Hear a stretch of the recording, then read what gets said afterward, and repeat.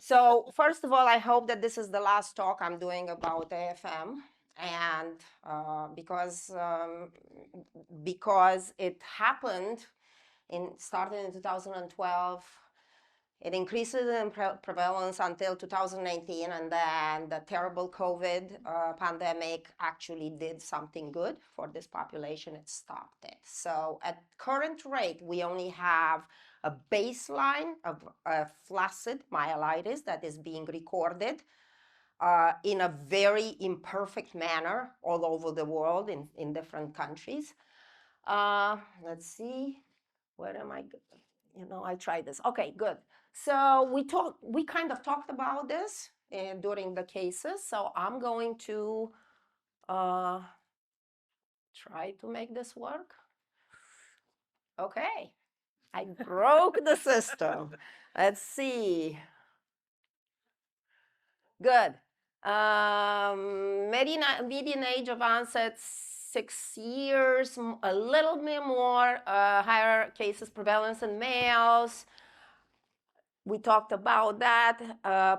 Biennial peaks. So this is the US data, and I am going to not guarantee that anything that is towards the end of this graph is correct, because we are in a government shutdown and the CDC does not report or record anything.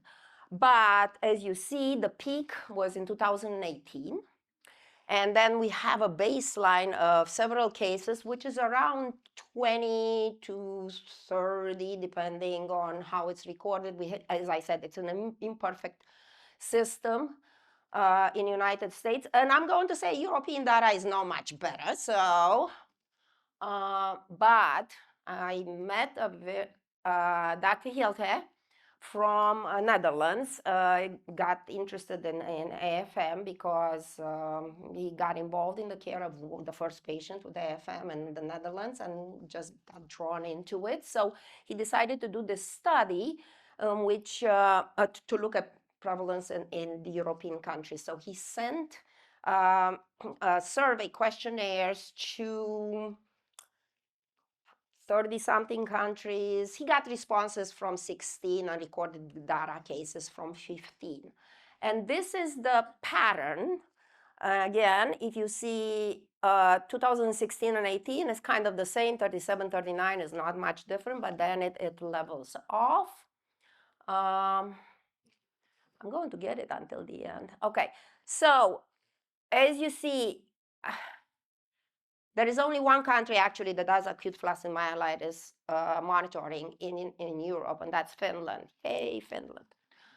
Everybody else that reports on either an older polio recording system, or by just pure willingness to report whatever you have, you're aware of.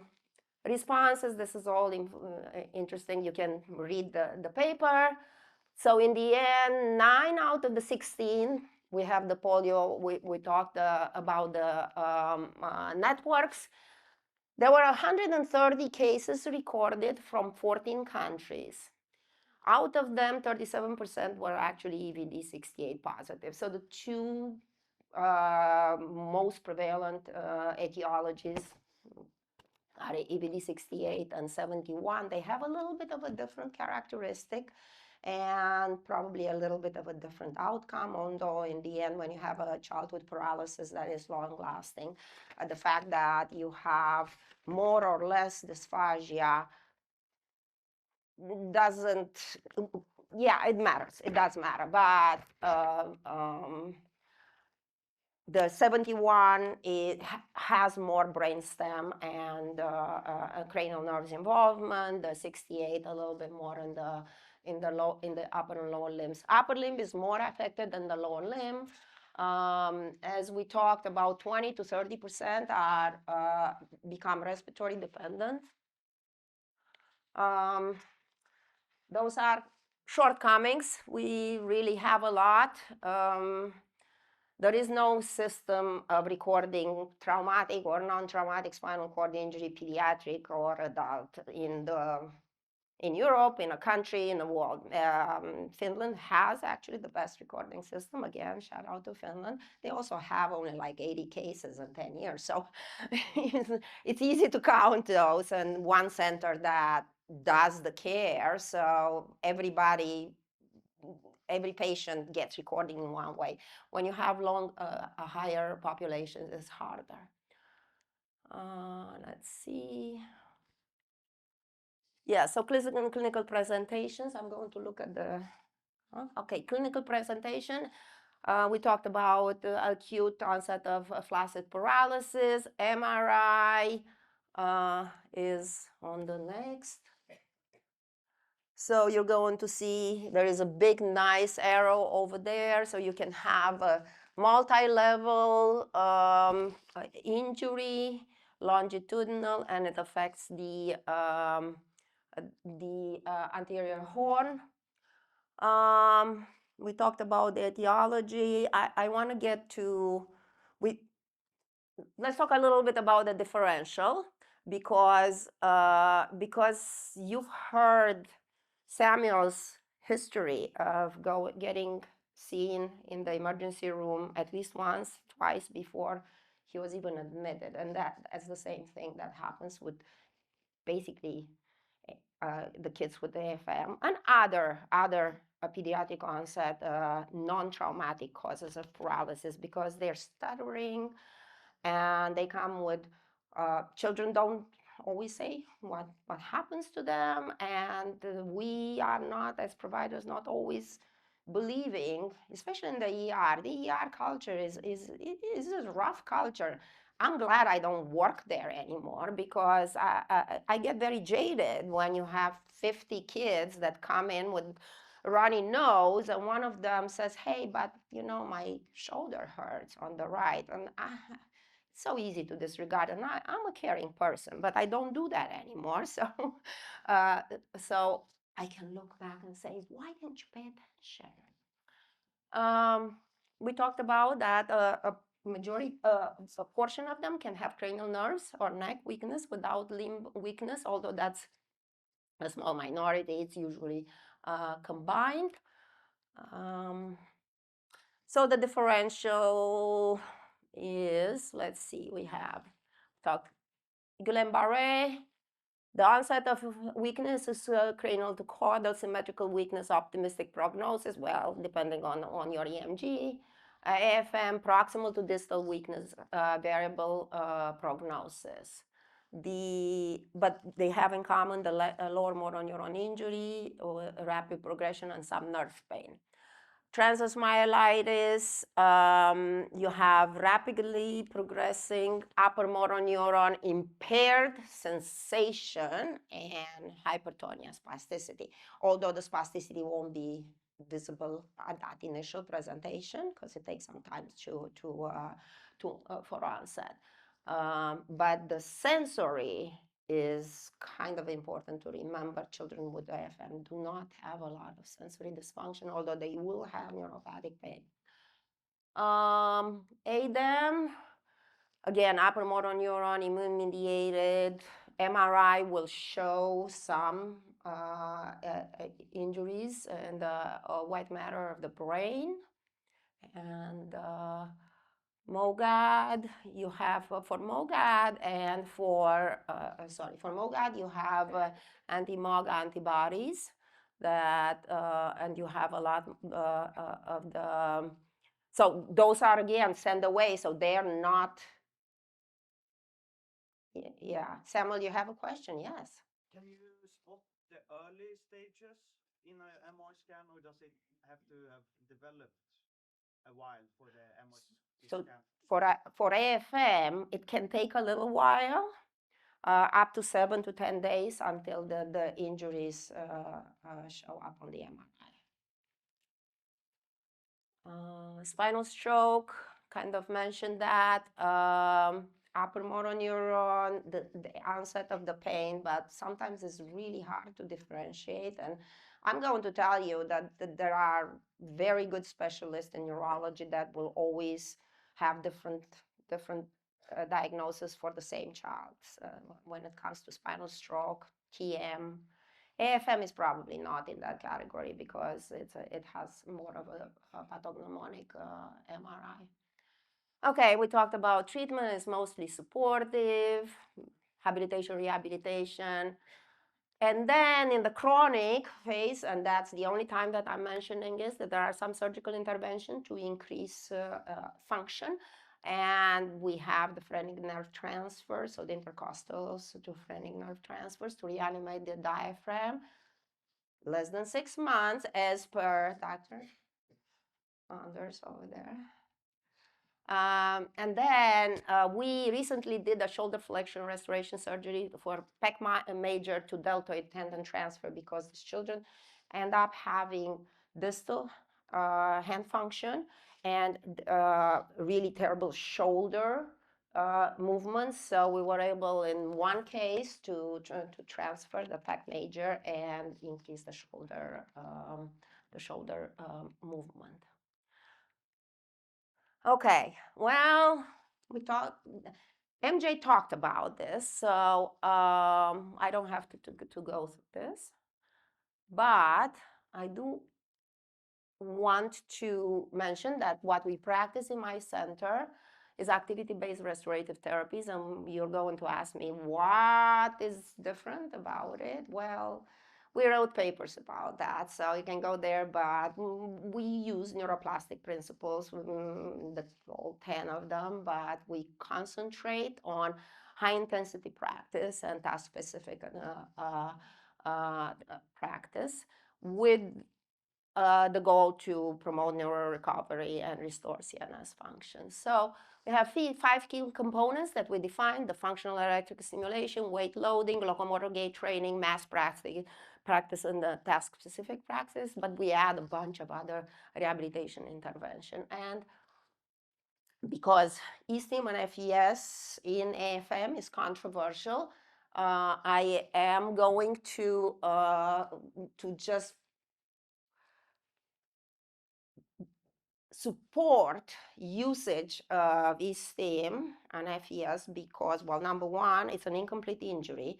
So you can see if the muscle responds. I'm not saying do it on the muscle that doesn't respond. I'm just saying if you have an incomplete injury, the muscle responds, use long duration stimuli.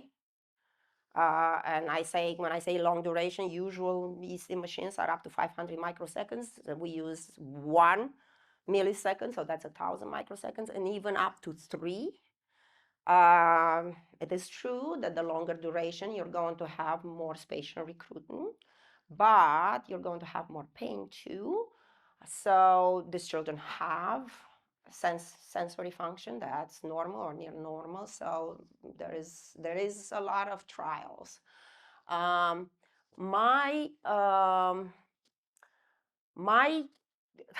support for it is that we mentioned that the muscle mass is really important and it goes away. And once it goes away, you can't restore it. So preservation of muscle mass is essential because it correlates with function. And there is plenty of literature to show that better muscle mass leads to better day-to-day function.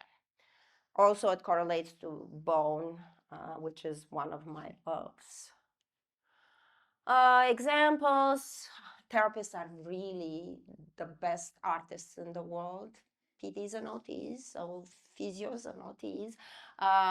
They can make any child move. So these are all examples. Whoever is going to the OT PT meeting tomorrow will get the nitty-gritty about it. That is an exceptional talk. So it's very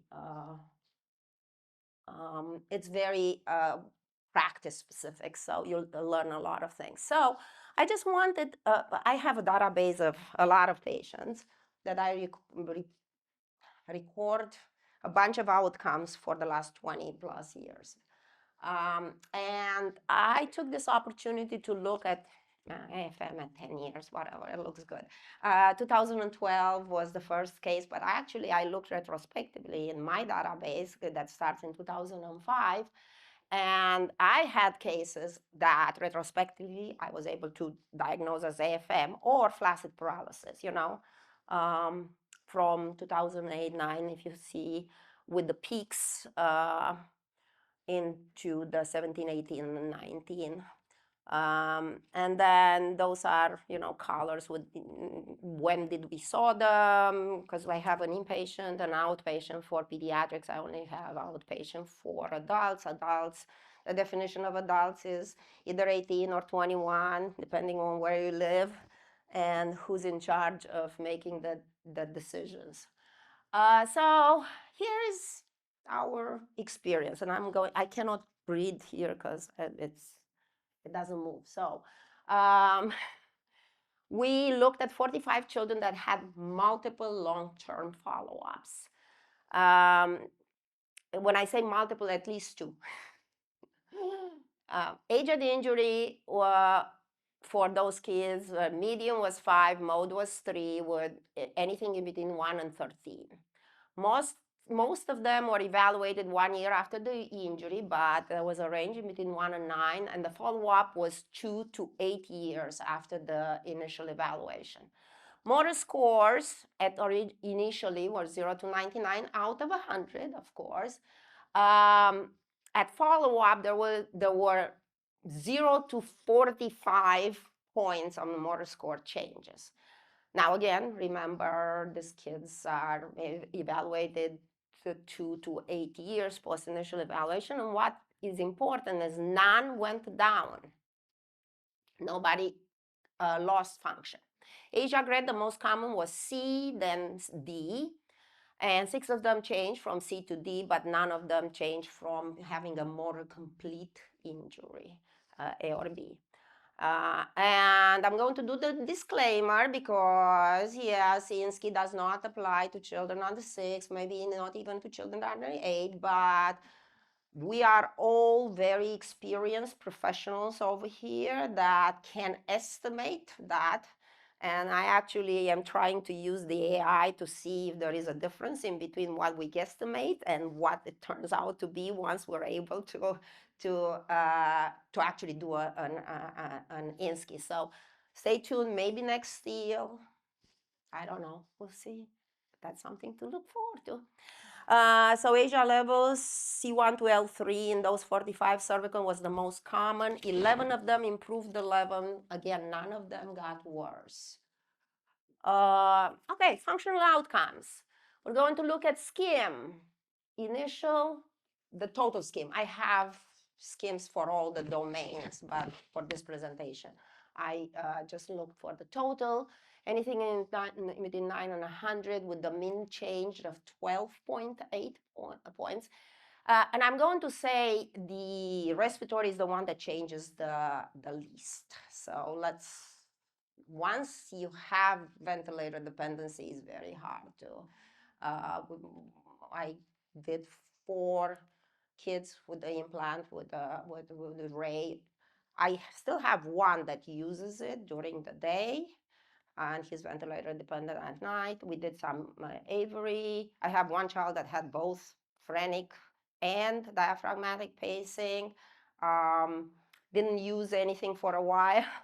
Then now we're reanimating his diaphragm. We're trying because it's an incomplete injury. We'll see. And we're using the phrenic pacer, but not with good results. Functional reach, so whiskey was done in 40 of the 45 because not everybody walks. 12 of them improved in between 1 and 9 points. Functional reach, mean change of 11. A Berg, mean change of 6.6. 6 minutes walk. Those are feet, not meters, because we're on the Imperial or United States way. And 10 meter improved. The 10 meters goes down. The mean change is like 16 seconds.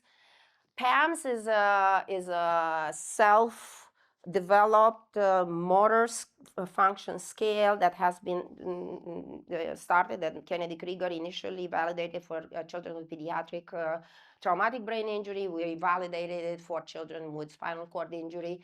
It has a scale up to 100. The mean change is just 5. And then let's see, I'm in a lab that has no no PhD. So that's who I work with. PTs, OTs, and mostly my patients. Okay, and now I have one more. We're moving. Do you have questions while I'm trying to do this and not being very, I don't even know where that thing is.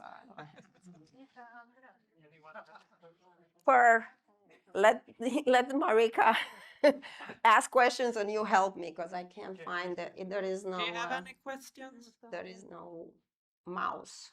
No, but I broke everything. you take the questions you and I do that. Oh, yeah. Control minus. Christina, Yes.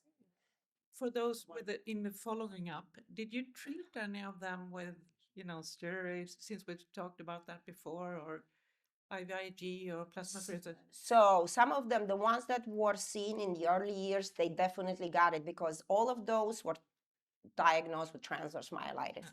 Thank you. Thank you.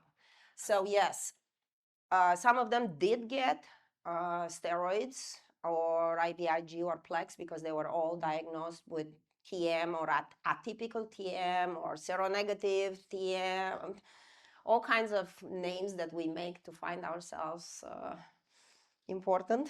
Yeah. Okay, thanks. But you didn't look to. I did not look at that one. And, Okay. and to tell you the truth, I can look at that because it's easy. I have all that information in my database. The problem is that the numbers are so low that, even here, I don't have statistical relevancy.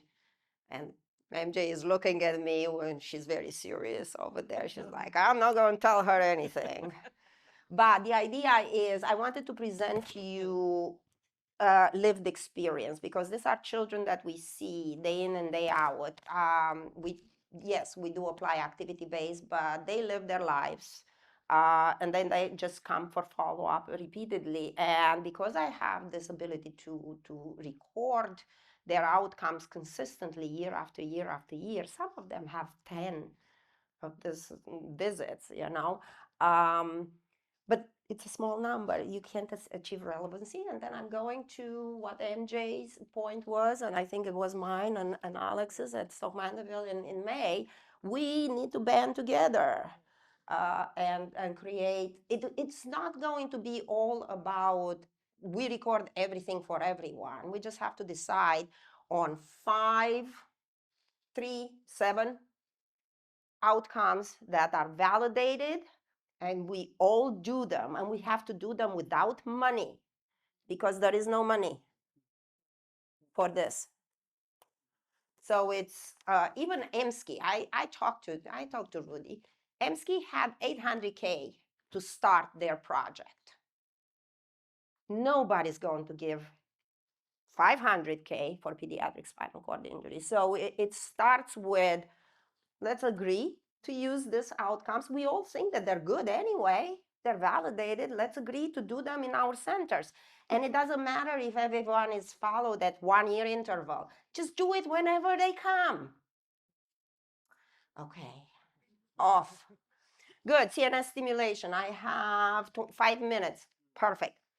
Okay, CNS stimulation. Tomorrow you'll hear a lot more about it, but you can do, transcutaneous, spinal epidural paired, then you can do brain and spine, brain and peripheral nerve, spine and peripheral nerve. You can do all kinds of fun stuff to neuroplastically try to modify the nervous system. The transcutaneous one is what we've used in our unit for a long time, more than 10 years. And it delivers this modest stimulation at or below the motor threshold and activates large to medium diameter afferent fibers. Basically is the posterior root, the spinal posterior root that gets activated sensory, and then that increases the excitability of the cord. Okay, what do we know? That in people with incomplete injuries, it increases the size of motor evoked potential, the one that's elicited by e-steam, and the amplitude of voluntary movement.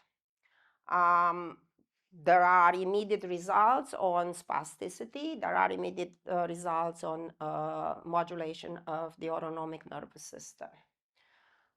We also know that transcutaneous spinal stimulation applied during functional task improves the performance at that specific task. But you have to decide what. It's upper limb or lower limb.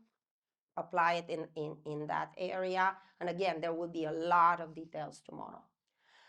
I'm just going to present, this has been published, so that's the data that I'm presenting. This is AFM. These are AFM kids that have an incomplete injury, that have been walking, and we applied TSS. And the TSS, 22 sessions over 5 to 8 weeks. This was part of a trial. 3 to 5 times per week intervention, 30 minutes of TSS followed by gait training for 60 minutes. And those are the changes in walking function, pre and post intervention.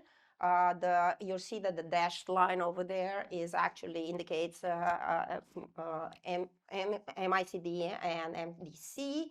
The tag was not achieved because we applied the stimulation during gait training, not during sit stand, but we measured the time up and go too. Yeah, this I don't think. That's what I was asking. I don't think it. I did have 2 videos, but you're just going to believe me that it looks better with the gait. Looks better with. You saw the statistically significant gait parameters. Now we looked at the safety because a lot of the clinical trials are saying, well, you cannot do TSS. Well, they have this or that, autonomic dysfunction, they have pain, and they have that. So we looked at what we did because we are a clinical unit and we can try and figure out what works and what doesn't during clinical treatment, not necessarily always as part of a clinical trial. So we looked at 60-something kids that we applied TSS in the last several years. 29 of them had ventilators and pacers. And we used TSS in 16 of those 29. So yeah, go Alex. We paired it with typical ABRT intervention, including gait training, upper extremity. We used it at least once during their inpatient admission, but mostly every day, daily in therapy. So this, we pared it down. Out of those FM participants were 5. We presented that. The 4 that I presented you is from a prospective clinical trial. This is from just usually work in the hospital. Traumatic SCI 6, spinal or brain injury, brainstem stroke 3, transverse myelitis 1, and encephalitis 1. Those were the diagnoses. As we said, there are all these precautions. 11 of those we used TSS on 11 on people with the ventilators, and then the 6 with diaphragmatic pacers, 2 with phrenic pacers, 2 retained bullet fragments in the spine because I live in Baltimore, and we put the TSS over the thoracolumbar spine. That's very close to those bullets. 12 of them had autonomic dysfunction, and 4 of them had subacute injury to address that, excitotoxicity thing. Had mild skid erythema that resolved without intervention. That was basically the only adverse effect. What we didn't have AD. We didn't have changes in increased pain, changes in neurologic function, or worsening of respiratory function. What we achieved: increased stance control, improved head control, improved posture, prehension, and improved active range of motion. We did not use it in over open wounds in kids with cancer and in kids with halos, but we don't have too many of them. And then if the therapist wasn't comfortable about applying the intervention because this is part of the clinical care. We didn't use it then. Thus, we probably had that one kid that only had one intervention. Why does this matter? It matters because we can include all those children in clinical trials now, or we can remove all those barriers. And AIH, just quickly, we are starting, AIH is being used, the mechanism is there, whatever, we don't know, but it's neurotransmitters, neurotrophins, BDNF and stuff that gets improved after applying cycles of around 9 to 12% FiO2 versus 21%. So we use the 60-60 seconds, 60 on for 9 to 12% with a target of FiO2 of 9 to 12%, 60 seconds with room air alternating for 15 cycles. We discovered through clinical practice that it's better to do this sitting for the half an hour before, followed by the motor training. We tried it, doing it simultaneously, but it induced more fatigue. And it's just one case of a 15-year-old young lady that had an injury in 2022. She had an incomplete injury, but this intervention was applied 3 years later in 2025. Again, that's the protocol. And after we had 9 sessions, yeah, so we varied the intervention, but 9 sessions, which can be applied in 2 weeks because we have a protocol in which kids come for 2 weeks as outpatient, and they get therapy 5 days, and then they go home, wherever they're coming from, and they don't stay inpatient. So in 2 weeks, she improved her 6 meter and her 6 minute and her 10 meter, and that's the same team, and I'm done. Don't forget, still, my Christmas wish for 2026. I am old. Please make it happen. Thank you.